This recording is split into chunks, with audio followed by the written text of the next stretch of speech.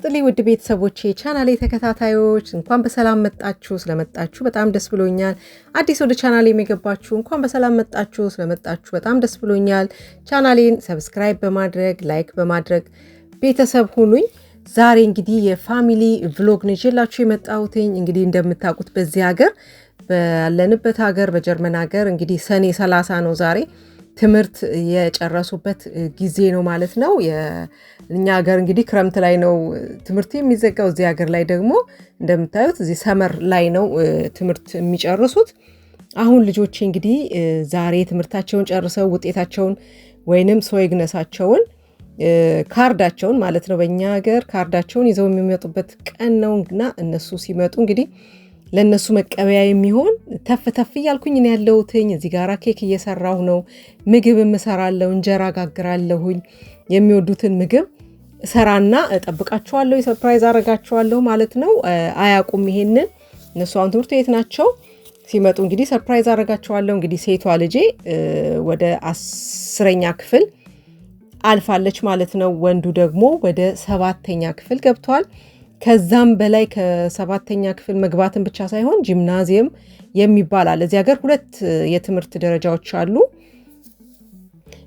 ማለት ከ7ኛ ክፍል ስትገቡ ወይንም ከ4ኛ ክፍል ጀምሮ ራሳችሁን የምታዘጋጁበት ወቅት ነው። ከ4ኛ ክፍል ጀምሮ ራሳችሁን ወደ የትኛው የትምህርት አቅጣጫ እንደምትሄዱ የምታስተካክሉበት ወቅት ነው። ከ4ኛ ክፍል ጀምሮ ጂምናዚየም መግባት ይቻላል፣ ወደ 5 ሲገቡ ማለት ነው። ወይንም ከ6ኛ ክፍል ጀምሮ ማለት ነው። ሴቷ ልጄ እንግዲህ ጂምናዚየም ነው የገባችው። ጂምናዚየም ማለት እንግዲህ በጣም ከባድ ትምህርት ያለበት ቦታ ነው። 2 አይነት አለ። አንደኛው ጂምናዚየም ሲሆን ሁለተኛው ደግሞ ሴኮንደ ሹለ የሚባል አለ። ይሄ ጂምናዚየም የሚባለው ለዩኒቨርሲቲ የሚያዘጋጅ ትምህርት ማለት ነው። ቀጥታ ለዩኒቨርሲቲ ነው የምትዘጋጁት። ይህን ስትጨርሱ 12 ስትጨርሱ ቀጥታ ወደ ዩኒቨርሲቲ የሚያስገባችሁን መንገድ የሚያስተምር ነው። ትምህርቱን በጣም ጠጣር ነው፣ በጣም ከባድ ነው፣ በጣም ስትረስሽ ነው። በጣም ሴቷ ልጄ በጣም ጎበዝ ናት። እውነት 10ኛ ክፍል ደርሳለች፣ ያንን ችላ ማለት ነው። አሁን ወንዱም ልጄ እንግዲህ ወደዛ ነው የገባው ማለት ነው። ይሄ ሴኮንድ ሹል የሚባለው እሱ ቀለል ያለ የሙያ ትምህርቶችን እንደዚህ ከባባድ ትምህርቶችን ወይም አካዳሚካሊ የሆኑ ትምህርቶችን መማር ለማይችሉ ወይንም ለከበዳቸው ሰዎች የሚገቡበት ነው። ልክ እንደኛ ሀገር ከኛ ሀገር ጋር እንኳን ማወዳደሩ ትንሽ እንትን ነው፣ ግን ግልጽ ለማድረግ ያህል ነው። ወደ ሞያ ትምህርትና ወደ 10 እና ወደ 11 እና 12 በአዲሱ ባለፈው የነበረው የትምህርት ስርዓት ላይ ከ10ኛ እና 12ኛ ክፍል እና ወይንም ደግሞ ከ10ኛ ክፍል ከወደቁ ደግሞ ወደ ቴክኒክና ሙያ እንደሚገቡት አይነት ማለት ነው። እና እነሱ ወደ ዩኒቨርሲቲ ወደሚያዘጋጀው ወደ ጂምናዚየም የሚባለው ነው ያሉት። ሴቷ ልጅ እንኳን እዛ ናት ያለችው። አሁን 9ኛ ክፍል ናት እሷ። ወደ 10 አልፋለች ማለት ነው። የሚገርም ነው። 10ኛ ክፍል ደረሰች እሷ ራሷ። በጣም የሚደንቅ ነው። ለይህን ክብሩን ሁሉ እግዚአብሔር ይውሰድ። የሱ እንትን ነው የሱ ድጋፍ ነው እንጂ እውነት ለመናገር በእኔ ያደረግኩት ወይንም በእኛ ያደረግነው ምንም ነገር የለም እና እግዚአብሔር ይመስገን። አሁን ደግሞ ወንዱ ልጄም ተቀላቅሏታል ማለት ነው ጂምናዚየም። እንግዲህ አንድ አጋጣሚ እንደዚህ አንድ ትምህርት ቤት ነው የደረሳቸው። አንደኛ ልጅ ያለበት ቦታ አንድ ልጅ ካለ ቀድሞ እዛ ትምህርት ቤት የሚቀጥሉ ልጆችም ሲመጡ ቀጥታ የመቀበል እንትን አላቸው፣ እድል ይሰጣቸዋል እና አሁን አንድ ላይ ሆኑ ማለት ነው። አንድ ትምህርት ቤት ነው የሆኑት።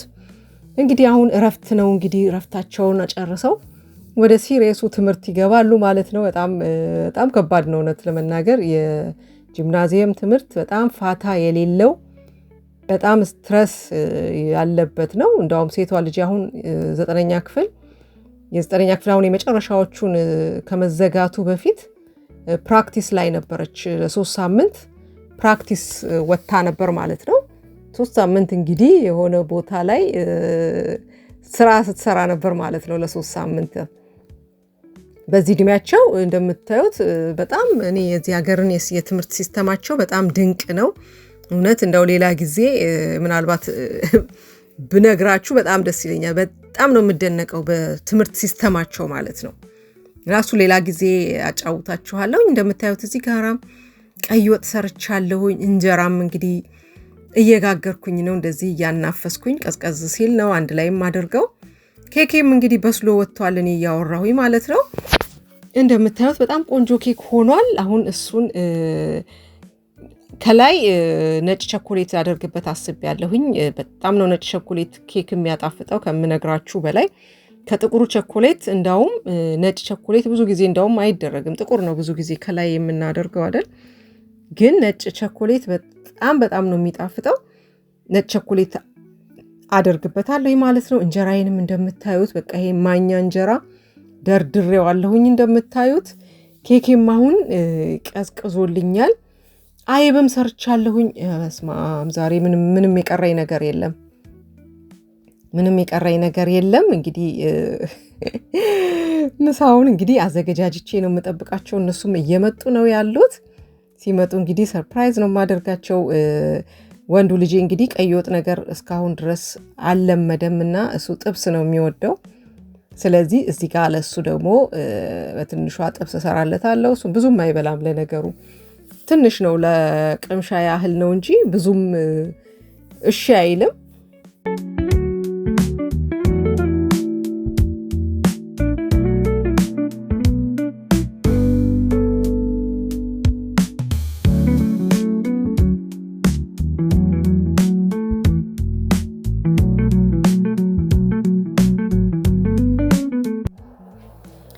አሁን እንግዲህ ነጩን ቸኮሌት የማደርግበት ሰዓት ላይ ደርሻለሁ። እዚህ ጋር እንደምታዩት ያዘጋጇቸው ቸኮሌት አለኝ፣ ነጭ ቸኮሌት። እነዚህ ተበልተው የተረፉም ነበሩኝ። እነሱንም መጀመሪያ አደርጋቸውና የሚያንሰኝ ከሆነ ከዛኛው ጨምራለሁኝ። እዚህ ጋራ እንደዚህ ቆረጥረጥ አድርጌ በላስቲክ አደርገዋለሁኝ፣ የክሬም የምንጠቀምበት ላስቲክ። ምክንያቱም ለማቅለጥም እንዲመቸን ከታች በኩል ያልተከፈተ መሆን አለበት። እንደዚህ ካደረኩኝ በኋላ በሙቅ ውሃ ላይ አስቀምጠዋለሁኝ የተወሰነ እንዲቀልጥልኝ ማለት ነው። እችን ታህል አይበቃኝም፣ የተወሰነ ጨምርበት። በደንብ ሲኖረው በጣም ነው ደስ የሚለው። መልኩንም ራሱ በጣም ነው የሚያሳምረው ነጭ ቸኮሌት። ጣዕሙም በጣም ነው የሚገርማችሁ ከኬክ ጋር ነጭ ቸኮሌት በጣም ይሄ በተለይ ይሄኛው ነጩ በጣም ቆንጆ ቸኮሌት ነው። ምሳ አቀርባለሁኝ። እስከዛ እንግዲህ ውሃ ውስጥ አድርጌዋለሁኝ እሱ እስኪቀልጥልኝ ድረስ ምሳውን አዘጋጅቼ እጠብቃቸዋለሁኝ ማለት ነው። ዋው አይቤም ደርሷል እንደምታዩት። በጣም ቆንጆ አይብ ሰርቻለሁ። አይብ እንግዲህ አይብ አሰራር ምናልባት የምትፈልጉ ካላችሁ ከዚህ በፊት በጣም በተደጋጋሚ ሰርቻለሁኝ አይብ እንዴት እንደሚሰራ በውጭ ሀገር ማለት ነው። እንደምታዩት አሁን ቀልጦልኛል፣ ግን በደንብ አልቀለጠልኝም እንደምፈልገው። ፍስስ የሚል መቅለጥ አልቀለጠልኝም፣ ግን እኔ በማንኪያ አስተካክለዋለሁኝ። ምንም ችግር የለም። ቸኮልኩበት መሰለኝ ቶሎ አወጣሁትኝ። እንደዚህ በማንኪያው እያስተካከልኩኝ ወርታች እንዲወርድ አድርገዋለሁኝ። ከዛም እንግዲህ ላዩ ላይ የተወሰነ ዲኮር አድርግበትና ደግሞ ተመልሰን እንገናኛለን። መልካም ቆይታ።